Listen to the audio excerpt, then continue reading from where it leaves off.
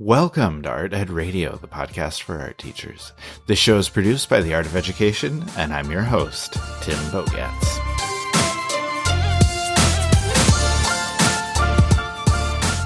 So last week on the podcast, Ryan Lepke was on, and he and I talked about how, as teachers, we always need to be improving. Okay? How we always need to be looking for new things to try, new ways to improve, and new ways to get better at what you do. And a big part of that is, kind of realizing where your weaknesses are as a teacher.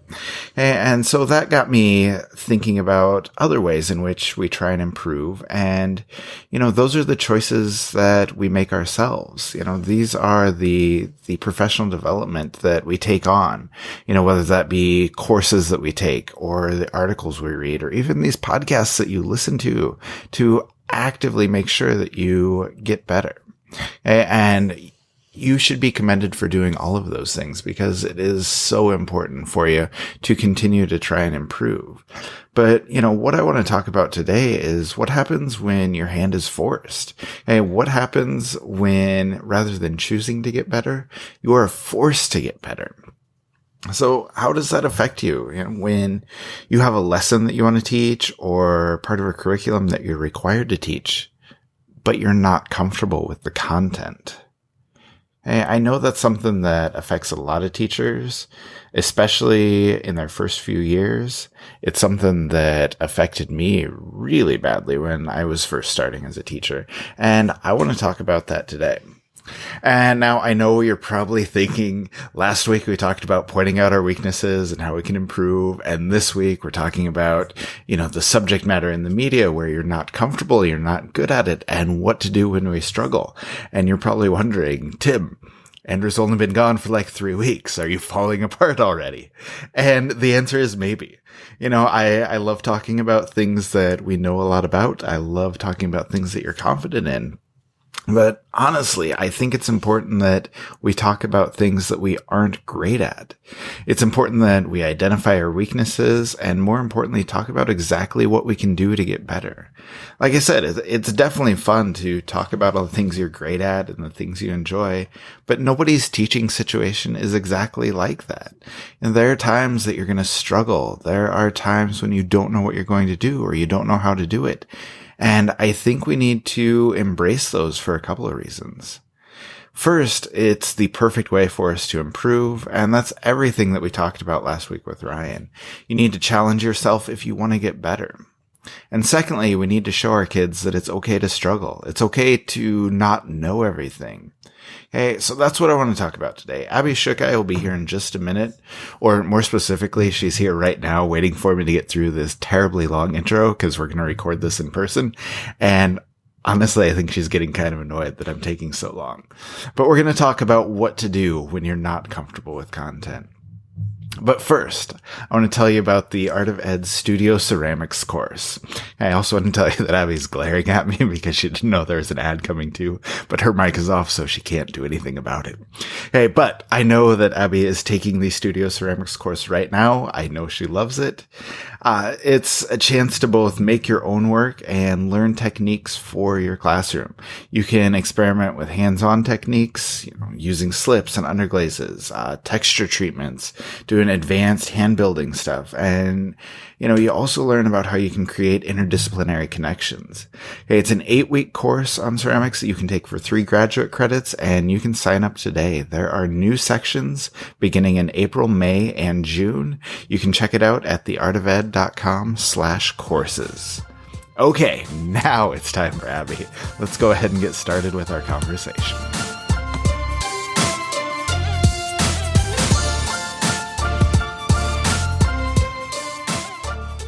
All right, I'm here with Abby Schukei. Abby, how are you? I'm doing good. How are you? I'm doing really well. I'm excited to talk to you, and I'm excited about the topic today. Just kind of talking about, what you do when you're not comfortable with the content you teach. So Let's start off. I don't know if I want to say easy because I'm making you admit stuff, but like, what's an example of a subject that you don't like to teach or that you don't want to teach? Or, maybe just an example of something that you've had to learn or get better at as a teacher. Well, I'll start off with something that I don't like to teach, which is drawing, which I know you love to draw. It breaks my heart a little bit that you're saying that, but that's okay. I just find it really challenging to teach drawing just because my focus was always on painting. So I loved the drawing aspect of, as you start out, but the paint was the medium that really brought it to life.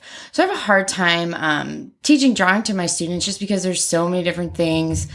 Students come in at different levels, and I just don't really enjoy teaching it so much, but it's kind of important. It's like the foundation to all drawing. So, that's a challenging thing for me that I just don't like. And I guess the one that I don't know anything about is like fiber arts. Same. I know so little about fibers. I can like paper weave, and that's about it. Maybe make those God's eyes, which is okay. I used to sell those at garage sales as a child. But that's it. And I follow a lot of cool like macrame artists on Instagram, and it looks so awesome, but I just don't even know how to get into it. So maybe I got to figure that out. I think it's probably something that my students would like to do, but I just don't know how to do it. And then I guess, I don't know, something that I kind of have learned to like or had to teach myself is watercolor. So yeah, those are kind of my things. Yeah, I feel like a lot of teachers are like that with watercolor because everybody knows the basics, but there's so few people out there that know like any advanced techniques or like really get into watercolor. It's so rare. And I think probably every single art teacher listening has divided their paper up and practiced like 6 different, yes. 9 different watercolor techniques. But then it's like, how do you actually apply those things? Right. And I remember doing those watercolor techniques when I was in like 6th grade. Yes. I remember them. I really do. But now it's like, okay, what do you do with them? Yeah, and like, that took me a long time to figure that out, like how to show my students what to do with them. Yeah, exactly. And so, I guess that kind of leads me into my next question. Like, if you have a subject that you're not really well versed in, or, a media that you need to learn a little bit more about, how do you go about that in your classroom? I'm going to give you 3 options here. Option A, do you research and then practice and practice and practice until you're comfortable doing it and teaching it? Or do you just tell the kids, hey, we're just winging it here and dive in? Or is it kind of a mixture of both? Definitely a mixture of both. I think probably there's certainly times where, I know I want to teach something, but I don't know how to do it.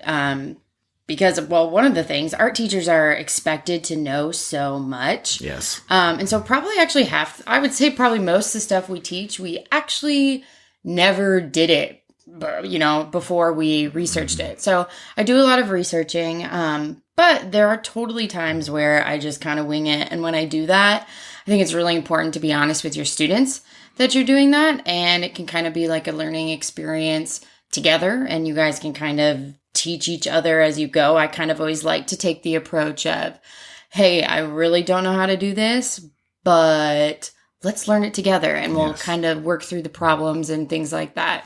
A specific example recently is I recently started using a lot of epoxy and resin with my students, and that's something that I had not done before, never used before.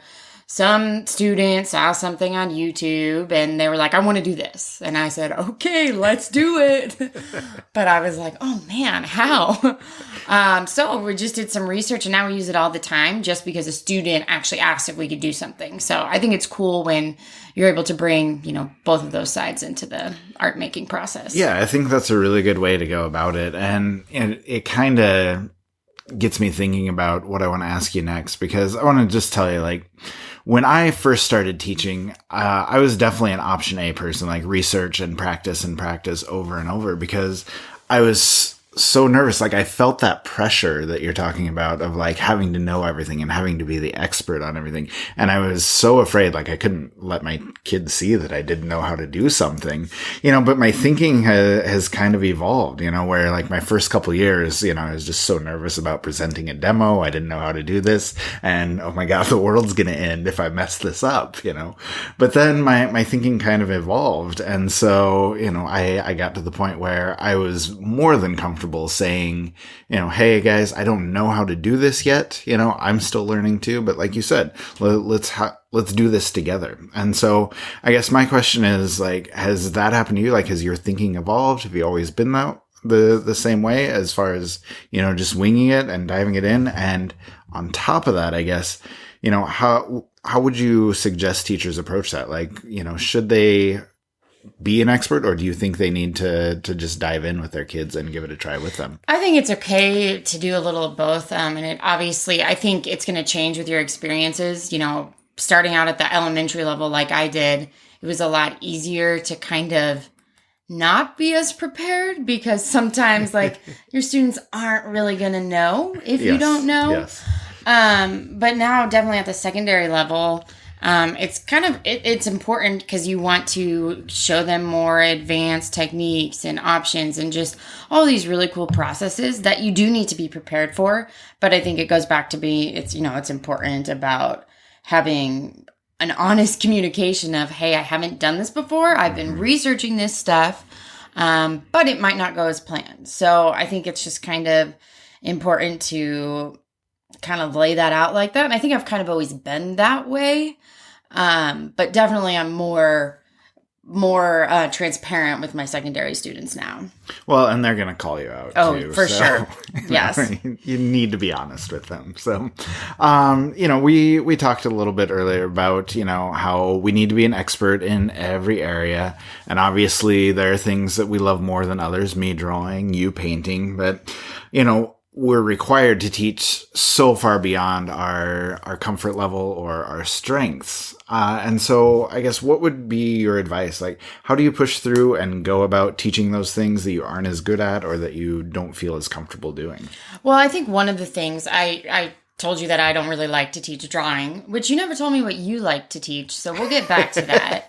But I don't really like to teach drawing. And I think one of the things it comes down to is I remember when I was a student and learning how to use a grid, and my mind just does not work that way. I remember my high school art teacher, I can envision myself in the art room, and I hated using a grid. I couldn't do it. And so I understand that struggle a little bit with students.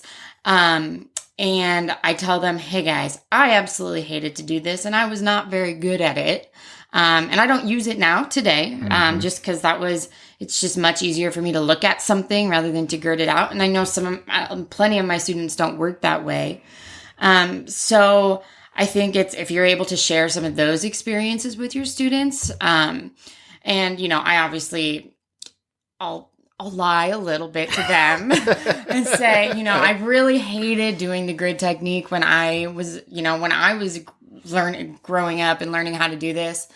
But because I do know how to do it, I was able to do X, Y, and Z. So, you kind of flourish it a little bit, but it works. And I think if you're able to give kind of those concrete examples, it helps. Another one that I always do with my students, kind of going along with that is like when we throw on the wheel, I still have my very first piece that I made in 7th grade. Nice. And it is terrible.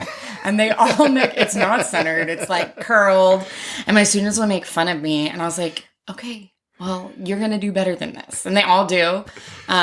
So if you're not comfortable teaching some of those things, just kind of go from your own experiences and it'll just all be okay. It will be. Yes. I think embrace it is the way to go. And so, man, you hit so many good points, but I want to follow up on 3 of them really quickly. Okay. Number 1, grid drawing. I don't want to dive too much into teaching that, but I always just tell kids, just do it once. Okay, just try it once. If it works for you, you can keep doing it. It's a tool in your toolbox, and you can keep building on that. And if you hate it, that's fine. Just try it once so you know everything about it. And you can say, oh, I never want to do this again. That's fine. But just Try it once, see how it works for you. For some people it does, they continue to use it. Some people like you never use it again, and I'm okay either way. But as long as they learn how to do it once, I'm good. Yeah, I actually had a student today she's an 8th grader, and in 7th grade, we do a grid drawing because that's a tool that they should learn. And I heard her talking about something. She was like, "Oh, I liked it when we did those portraits and we did a grid." Mm-hmm. And I was like, you know that you can use that now."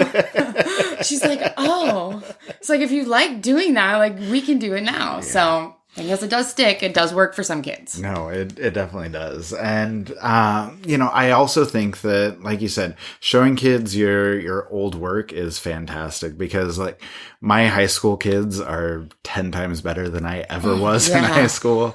But I still have all my stuff. And so, when kids are feeling down on themselves, when they're not real happy with their work, we break out the old portfolio and guys, look what I was doing at your age. And then they just laugh at me because that's really the only appropriate reaction when you see my high school work. But, oh man, give yourself a little credit. No, I'll show you sometime. It's terrible.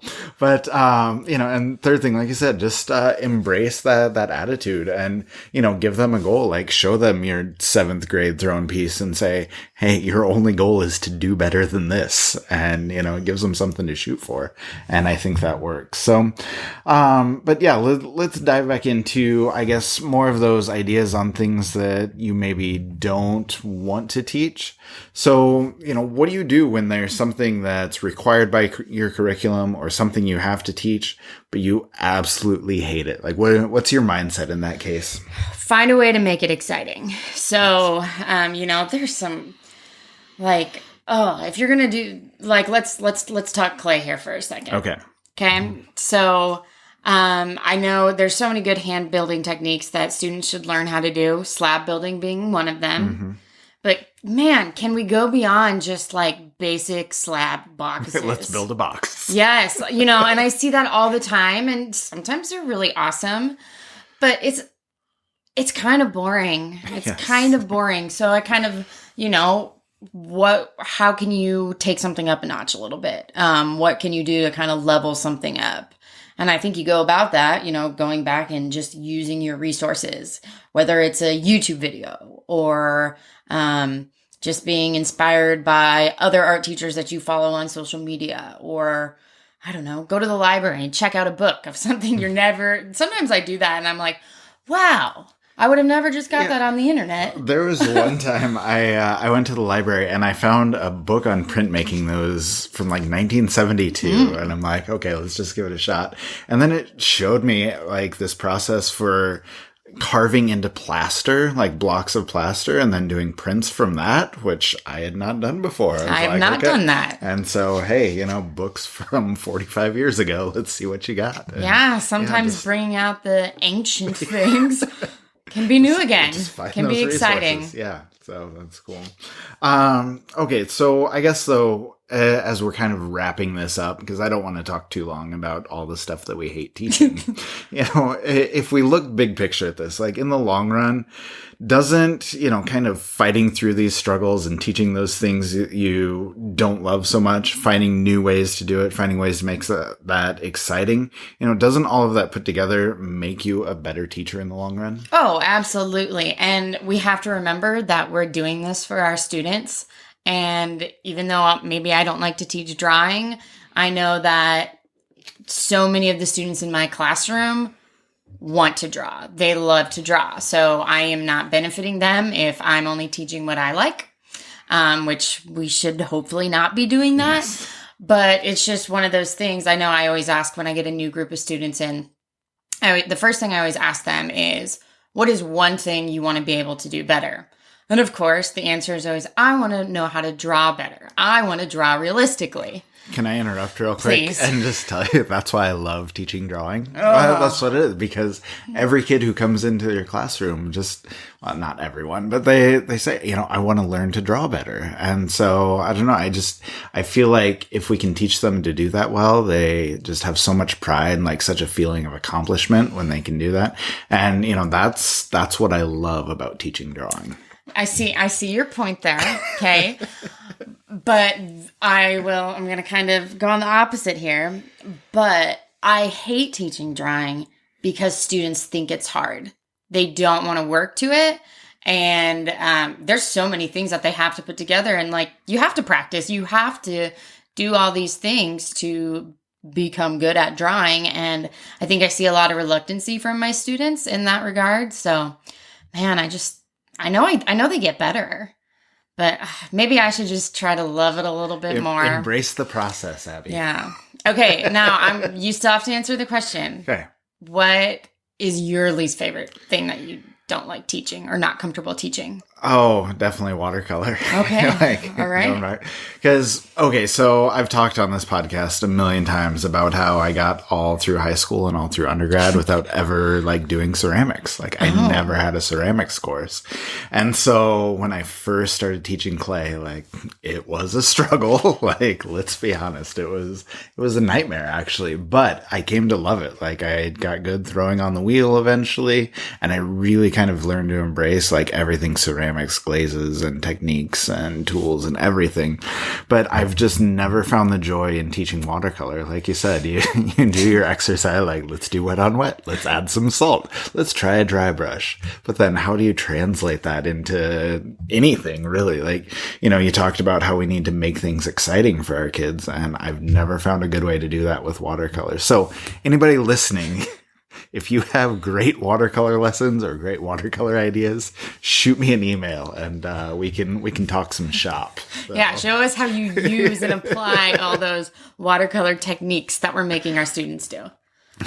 Okay, I love it. So that's kind of a terrible but kind of a great place to end it. Yeah, I love it. So, cool. Well, Abby, thanks for joining me. And hopefully next time you come back on, we can talk about things we love rather than things we hate. Sounds good. All right, thanks. All right, because of that really long intro and that long interview, we're going to wrap this up really quickly here. I'll just say this. It sounded like we were joking when I said that I'm looking for new cool ways to teach watercolor, but I'm serious. So if you have any sage advice, any words of wisdom, or any suggestions for me about great things to do with watercolor, send them my way.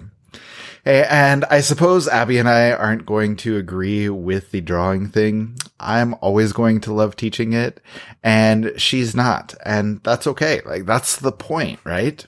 Because if we can wrap this all up into just one sentence, this whole discussion today, we need to keep finding new ways to explore and embrace what we're not always great at. And we need to help our kids do the same.